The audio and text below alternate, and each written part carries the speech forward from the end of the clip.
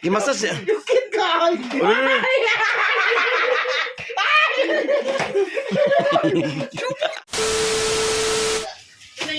Oh.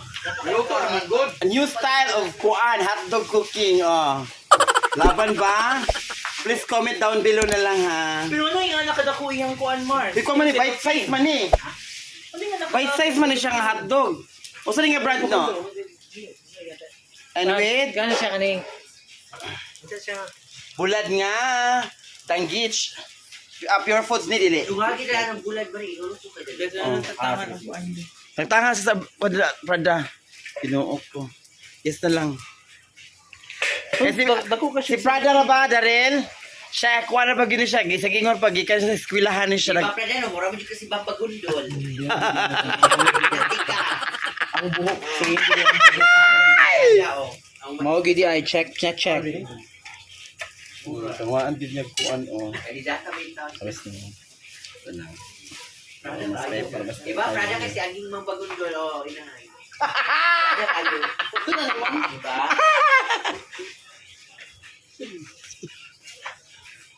Ay, pag ikuhaan o. Muna siya giingon dira nga. Ang new process sa pagluto ani nga mga bite-sized hotdog is di siya kuwag plastic. Ahi na siya kuwag plastic pag maluto na. Diluto naman siya. Gani ba, pag luto na siya, ahi siya kuwag plastic. Dili siya kuwaon before cooking. Kuwaon siya plastic after cooking. Ana na siya. That's the right process ay, importante ana of niya. cooking this. Ano di ay? So say masulti po din mo sa eskwelahan, pataas sa mga gamot electric pa na imong gikuan. Pero imong siman imong bana, di siman imong bana pero dili official ha. Here, akong gusto nga project for this school is gusto na ko ipasimento o balik ang mga kailangan. Gusto ko ang playground sa mga bata is purely ka ng Ana. Gusto ko ka ng semento and then Then ang imong anak bugo ra ba niya? Gusto ra ba ipa-achiever imong anak ana ba? Muhatag jud ka sa maestro para ma-achiever gyud imong anak. actually ito na kong school. Ana gyud ayon no.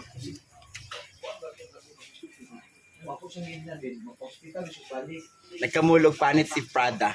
Nagkuhan ko. Nagkamulog with Marie oh. Vlog ni Back fresh kasi Marie bagong luto oh, bagong ligo siya oh. Dalalalala babae kayo. Mama siya. Ana ah. Sa lover kasi Marie oh. Pak ganan. Sa laban lang ta ana no. Gikan di Actually, I love the camera gid inahan ay ganan. Salamat sa kanila sa quality gid ay was kasi na mo inahan. Vivo. Ano yung Vivo mo? Bibo yun ang kwan. Mga nice ang camera sa Vivo. Ang Vivo. So nag-cooking pa yapon si Marie para sa panihapon. Buang kwan.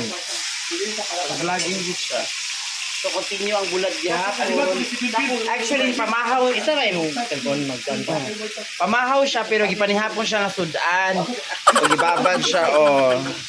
Para mamugin siya yung typical nga style nga cooking nga ibabad sa kuno ang bulad para dili siya parat. So sa mga OFW din nga watching sa akong vlog, I know nga ma-miss gyud nimo ni siya nga luto. Wala mo ani, wala mo da dira. Ma-miss niyo ni siya nga luto ha. O bulad nga katambak o bulad nga danggitize. Mga OFW, sorry, ma-miss gyud ninyo ni. O kini pong pure foods food nga bite size o. Pero ang new style of cooking lang siya, luto na siya ay sa panitan. Ito na pinanitan no. So, para pwede siya ang process ani niya, nanao siya para ang yung juiciness niya still intact. Nalagyan po siya. Pwede na siya proper. Dili siya kwaon ng kuwan. Dan. Huwag mo nang kalog kanina sa... Mananagid siya oh. Dahil parisan pagid siya oh. Spicy noodles. 17 kabok. Ginoog ko. Nasunod des gabi. Tarawang mga pinagpalang friend oh. Managkaon. Naluyan na. Pastichi oh. Naluyan na may murag man na magkaon, di ba? Ang aming sudan, instead of breakfast man to siya, breakfast meal man to kay with bulad and hotdog, bite size. Oh. So, bite size man to siya, gihimo na mo panihapon. Si Bella mo po yung sudan ni Bella. Kalibalikan. Di ba pinakakaon ka sa breakfast mo panihapon? Laban kayo, no? Tabi na ba? Yeah, so massage.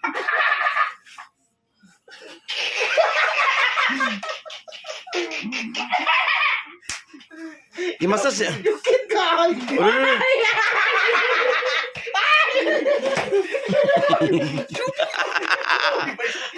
Grabe na.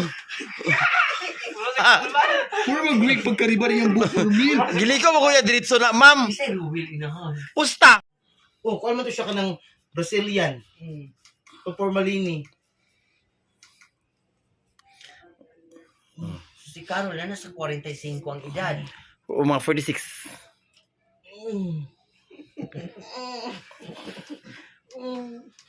Ay! Jukit kayo nun. Ano mo guna bayot kay birahon mo guna imong buhok eh. Ay!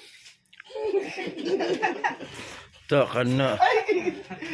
Good night mga Pilipinas friends. Till next time. Till next vlog. Museum crew. Smekwi was ka din smekwi kyang.